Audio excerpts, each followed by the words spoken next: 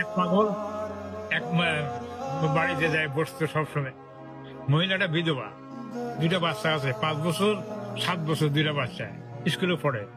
আর ওই পাগলের একটা বলি ছিল যে পরকে ঠকালে নিজে ঠকে, পরকে ঠকালে নিজে ঠকে। বলি এটা যেখানে বসত যেখানে যায়, তো ওই বাড়িটা বেড়ে যাইত। তো মহিলা খাইতে দিত, কিছু দিত খাইতে। তাহলে একদিন মহিলার বিজে গেছে শয়তানি, যে কি রে আমি কি ঠকাই, আমি তোরে খাইতে দিই। এই পাগলা রুটি দিলে খাবি, ও দিলে খাবো। তো 6টা রুটির সাথে বিষ মিশাই দিছে, পাগলা এটা খাইলে মরে যাবে। দিছে, দেওয়ার পর পাগলা রুটি 6টা লয়ে হাঁটা ধরছে।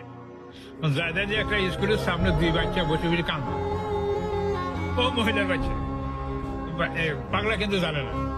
আর যা যে কান্দে, কি রে কান্দস কা, সবাই টিফিন খায়, আমাদের টিফিন নেই। রুটি দিলে খাবি, দাও দিছে, রুটি দিছে, দিয়া পাগলা হাঁটা ধরছে। এরা খাইয়া খাইতেই গেছে। ছাত্ররা দেখো স্যার স্যার এই পাগলা কি দিছে, এরা 2জন মরে গেছে। পাগলার যাই ধরে গেছে, এই কি দিছ, রুটি দিছি। কোথাও আনছো, অমুক বাড়িতে, চলো। বেডিরে জিজ্ঞেস করছে, তুমি এগুলো রুটি দিছিলা? দিছিলাম। কি দিছিলাম? বিষ দিছিলাম। পাগলা তখনও পরকে ঠকালে নিজে ঠকে। এখন কি হইলো, পাগলার মারতে চাইছিল, নিজের ছেলেটা মরে গেছে। আমি আপনার জন্য কুয়া খুঁজি করি, এই গর্তের মধ্যে আমি একদিন না একদিন পড়বো, এটা কোনো নিশ্চয় নাই।